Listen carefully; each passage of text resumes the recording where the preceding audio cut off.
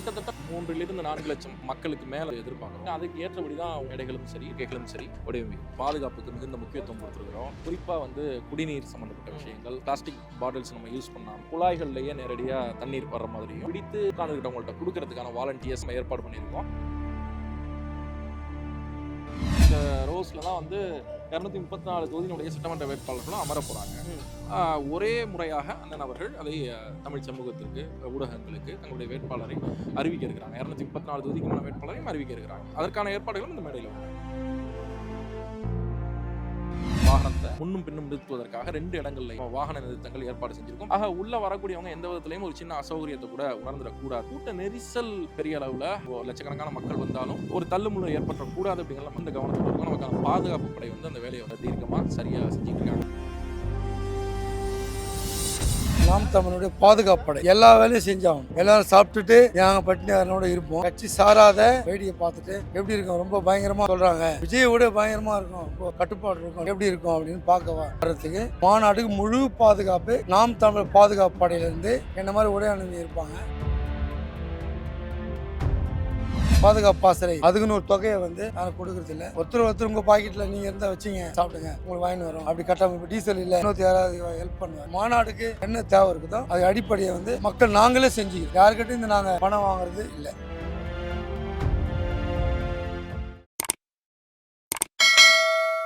நிறைய மாநாடுகள் நடத்தியிருக்கோம். இந்த மாநாடு எவ்வளவு முக்கியமான மாநாடு? இல்லை, நீங்கள் பார்க்கும்போதே உங்களுக்கு தெரியும், மற்ற மாநாடுகள்லேருந்து இதை வேறுபட்ட விதத்தில் நம்ம வடிவமைச்சிருக்கோம். குறிப்பாக பாதுகாப்புக்கு மிகுந்த முக்கியத்துவம் கொடுத்துருக்குறோம். வரக்கூடிய உறுப்பினர்களாக இருக்கட்டும், பொதுமக்களாக இருக்கட்டும், சர்வதேச அளவிலிருந்து வரக்கூடிய தமிழர்களாக இருக்கட்டும், அவங்க ரொம்ப சௌகரியமான விதத்தில் இந்த இடத்தை அணுகிறதுக்கான சகல விதமான ஏற்பாடுகளும் நம்ம பண்ணியிருக்கிறோம். குறிப்பாக குடிநீர் சம்மந்தப்பட்ட விஷயங்கள், பாட்டில்ஸ் யூஸ் பண்ணாமல், பிளாஸ்டிக் பாட்டில்ஸ் நம்ம யூஸ் பண்ணாமல், அதை பயன்படுத்தாமல் குழாய்கள்லேயே நேரடியாக தண்ணீர் வர்ற மாதிரியும் அதை பிடித்து உட்கார்ந்துக்கிட்டவங்கள்ட்ட கொடுக்கறதுக்கான வாலண்டியர்ஸ், ஆர்வலர்களும் நம்ம ஏற்பாடு பண்ணியிருக்கோம். அது பெரிய அளவில் சுற்றுப்புறச் சூழலுக்கும் சரி, காஸ்ட் வைஸாகவும் சரி, அது ரொம்ப எதுவாக இந்த யோசனை வந்துச்சு. இது வித்தியாசமாக புதுவிதமாக சுற்றுச்சூழல் பாசறையினுடைய முழு முதலான திட்டம் தான் அது. அவங்க தான் அதை ஏற்கனவே செயல்படுத்தியிருக்கிறாங்க.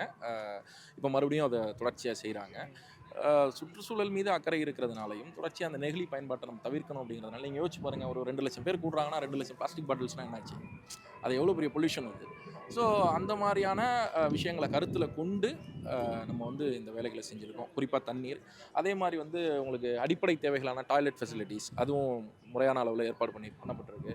அதை தாண்டி அவசர காலத்திற்கு தேவைப்படுற விதத்தில் ஆம்புலன்ஸ், அவசர ஊர்திகள், அதே சமயம் தீயணைப்பு வாகனங்கள், இது எல்லாமும் இருக்குது. அதே சமயம் வரக்கூடிய தமிழகம் முழுவதும் இருந்து பல்வேறு இடங்கள்லேருந்து வரக்கூடிய அவர்களுடைய வாகனத்தை முன்னும் பின்னும் நிறுத்துவதற்காக 2 இடங்கள்லையும் நம்ம வாகன நிறுத்தங்கள் ஏற்பாடு செஞ்சுருக்கோம். பெரிய அளவில் அந்த வாகன நிறுத்தங்கள் இருக்குது. உள்ளே வரக்கூடியவங்க எந்த விதத்துலையும் ஒரு சின்ன அசௌகரியத்தை கூட உணர்ந்துடக்கூடாது அப்படிங்கிறதுனால நம்ம இவ்வளோ தூரம் இந்த விஷயங்களை பார்த்து செய்கிறோம். அதே சமயம் கூட்ட நெரிசல் பெரிய அளவில் எவ்வளவோ லட்சக்கணக்கான மக்கள் வந்தாலும் ஒரு தள்ளுமுள்ளு ஏற்பட்டக்கூடாது அப்படிங்கிற மிகுந்த கவனத்தோடு இருக்கும். நமக்கான பாதுகாப்பு படை அந்த வேலையை ரொம்ப தீர்க்கமாக சரியாக செஞ்சுட்டு இருக்காங்க. திட்டங்கள் வகுத்துட்டு இருக்காங்க. மற்ற மாநாடுகள்லேருந்து இதை மிகுந்த ஒழுங்கோடு நாம் கட்டமைச்சிருக்கோம். இப்போ எவ்வளோ இருக்கைகள் இருக்குது, எவ்வளோ பேர் அப்ராக்சிமேட்டாக வருவாங்கன்னு நீங்கள் நினைக்கிறீங்க? கிட்டத்தட்ட ஒரு 3லிருந்து 4 லட்சம் மக்களுக்கு மேலே நம்ம எதிர்பார்க்குறோம். அந்த அளவில் தான் நம்ம திட்டங்கள் இருக்குது. அதுக்கு ஏற்றபடி தான் உங்களுக்கு மேடைகளும் சரி, உங்களுக்கு இருக்கைகளும் சரி வடிவமைக்கும். ஸ்டேஜை பார்த்தீங்கன்னா சீமான் 234 வேட்பாளர்கள் இங்கே தான் அறிவிக்க போகிறேன்றாங்க. இங்கே அப்படி தான் 234 பேர் சிட்டிங் கெப்பாசிட்டி அந்த ஸ்பேஸில் தான் இந்த எல்லாமே அமைஞ்சிருக்குங்களா? ஆமாம், அது மாதிரி தான் நீங்கள் பார்க்குற அந்த மேடைகள் உங்களுக்கு தெரியுமே. இந்த ரோஸில் தான் 234 தொகுதியினுடைய சட்டமன்ற வேட்பாளர்களும் அமர போகிறாங்க. ஒரே முறையாக அந்த நபர்கள் அதை தமிழ் சமூகத்திற்கு, ஊடகங்களுக்கு தங்களுடைய வேட்பாளரை அறிவிக்க இருக்கிறாங்க. 234 தொகுதிக்கான வேட்பாளரையும் அறிவிக்க இருக்கிறாங்க. அதற்கான ஏற்பாடுகளும் இந்த மேடையில் உண்டு. இன்னொரு புறம் பார்க்குறீங்கன்னா சோசியல் மீடியாவில் என்ன கருத்து சொல்கிறாங்கன்னா, 3 முனை போட்டி இருந்துச்சு, இப்போ புதுசாக கட்சி ஆரம்பிச்சிருக்காங்க, 4 முனை போட்டியாக இருக்குது. இப்போ சீமான் அண்ணனுக்கு வர வாக்குகள் அதுலேயுமே 8% வாங்கியிருக்காங்க. அது மூலயமா இந்த வாட்டி குறைஞ்சு வாக்குகள் வரப்படுமா அப்படின்லாம் ஒரு சர்ச்சைகள் போயிட்டு இருக்கு. இல்லை, அந்த கருத்தில் நமக்கு நம்பிக்கை கிடையாது. ஏன் அப்படின்னா, இப்போ 4 முனை போட்டி இல்லை, 10 முனை போட்டியாக இருந்தாலும் நாம் சந்திப்பதற்கு எந்த விதமான தயக்கமும் கிடையாது. ஏன்னா போட்டிகள் அதிகரிப்பது, அரசியல் கட்சிகளுடைய எண்ணிக்கை அதிகமாகுது, புதிய தத்துவங்கள் வருவது, அவை மோதிக்கொள்வது, சண்டையிடுவது, புதிய அரசியல் கட்சிகள் மக்களோடு மிகுந்த இணக்கமாக நடந்து அவங்களுக்கு தேவையானதை நிறைவேற்றி அவங்க இடத்துல வாக்கு வாங்குறது, இந்த மாதிரியான விஷயங்கள்லாம் ஜனநாயகத்துக்கு ரொம்ப ஆரோக்கியமானது. நம்ம கட்சின்னு தனிப்பட்ட முறையில் பார்க்க முடியாது. ஒரு ஜனநாயக அமைப்பு, ஒரு நாடுன்னு பார்த்தா புதிய கட்சிகளுடைய வரவும் போட்டியில் அதிகரிப்பதும் இங்கே ரொம்ப நல்லது. அந்த வகையில் அது 10 முனை போட்டியாக இருந்தாலும் நமக்கு பிரச்சனை இல்லை, உறுதியோட நம்ம வந்து எதிர்கொள்வோம். அது ஒன்று. ரெண்டாவது என்ன அப்படின்னா, நம்முடைய வாக்கு சதவீதம் குறையிறது அப்படிங்கிறது வந்து எந்த விதத்துலையுமே ஆதாரமற்ற கருத்து.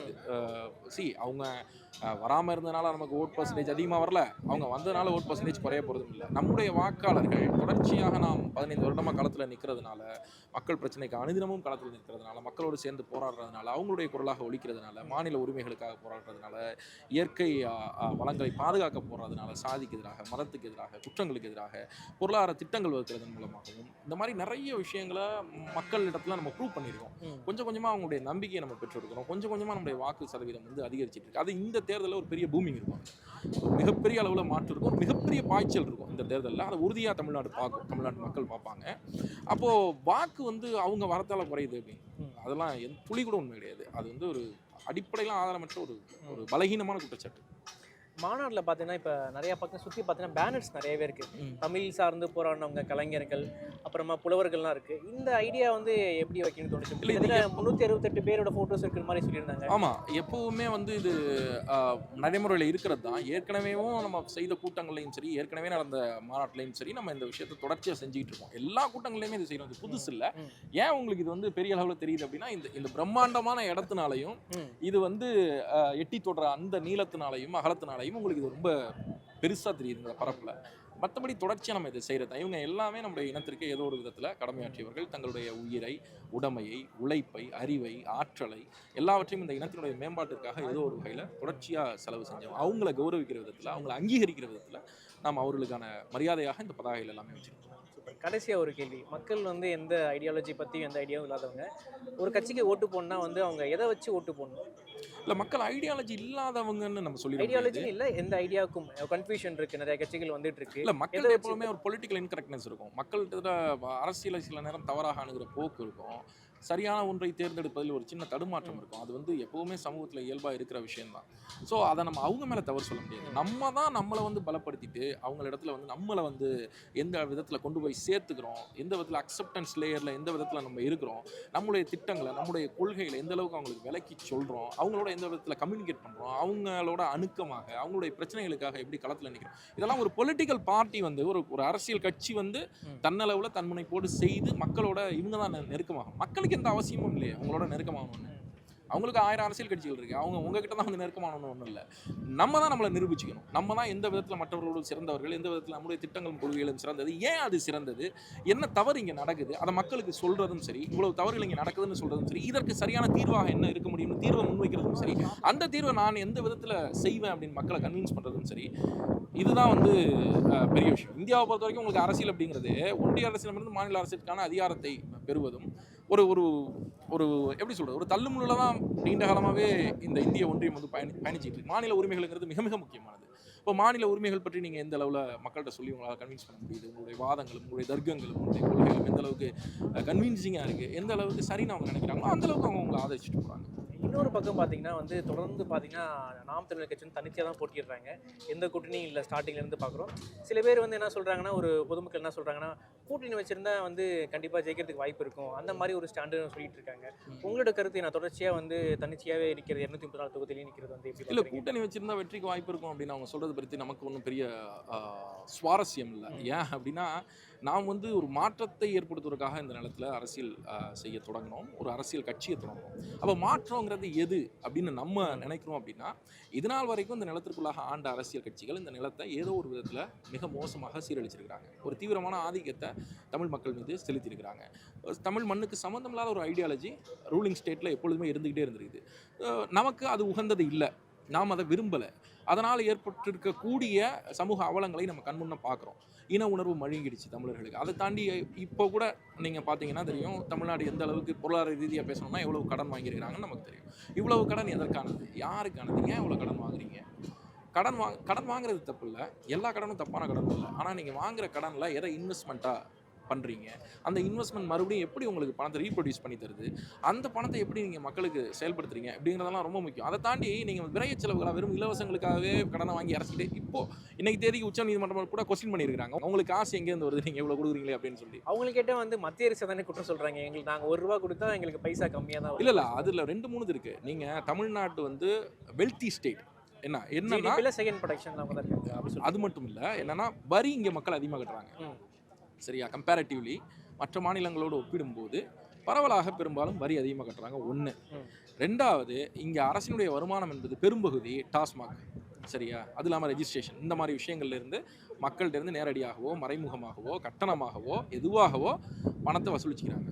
அப்போ உங்களுக்கு வந்து டாக்ஸஸ்லேருந்து ரெவென்யூ வருது, டாஸ்மாக்லேருந்து ரெவென்யூ வருது. டாஸ்மாக் ரெவென்யூ ரொம்ப பெருசு. ரொம்ப ராவான மாநில வருவாயில் டாஸ்மாகோட பர்சன்டேஜ் மட்டும் 38.7%. சரியா? இப்போ இவ்வளோ பெரிய தொகை வந்து வருமானமாக வருது.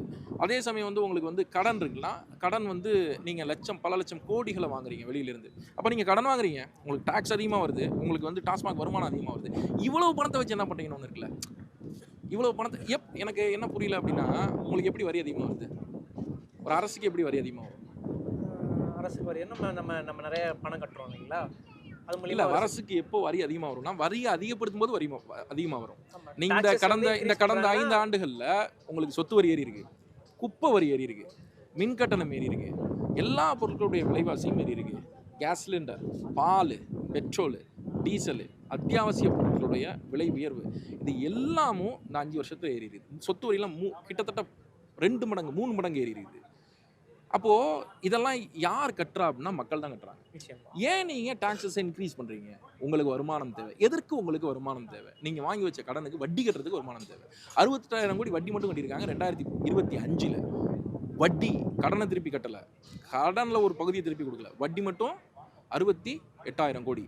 அதே வருஷம் கேபிட்டல் இன்வெஸ்ட்மெண்ட் மூலதன செலவு 44,000 கோடியோ 47,000 கோடியோ. அப்போ உங்களுக்கு வந்து ₹1 14 பைசா நீங்கள் வட்டியாக கட்டுறீங்க, 10 பைசா தான் இன்வெஸ்ட் பண்ணுறீங்க.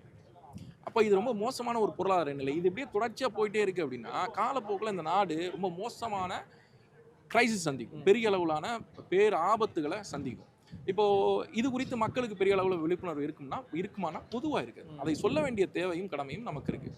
ஆக என்ன அப்படின்னா, ஏன் இது ஷூட் ஆகலை? ஏன் இந்த தத்துவமும் இதை ஆளக்கூடிய ஆட்சியாளர்களும் ஊழல் மடிந்து இவ்வளோ தூரம் ஏன்? இப்போ இதுக்கு நம்ம மாற்றம் வந்து முன்வைக்க விரும்புகிறோம். அந்த விதத்தில் தான் நம்ம மக்கள்கிட்ட போகிறோம், நம்மளுடைய அரசியலை பேசுகிறோம், அவங்களை கன்வின்ஸ் பண்ணுறோம். தொடர்ச்சியாக தமிழ் தேசியத்திற்கான தத்துவத்திற்கான ஆதரவு பெருகிக்கிட்டே இருக்குது, பெருகிக்கிட்டே இருக்குது. இப்போ இந்த தேர்தலெல்லாம் மிகப்பெரிய அளவில் ஒரு பாய்ச்சலை நாம் வந்து கட்டாயம் தமிழ்நாடு சந்திக்கும்.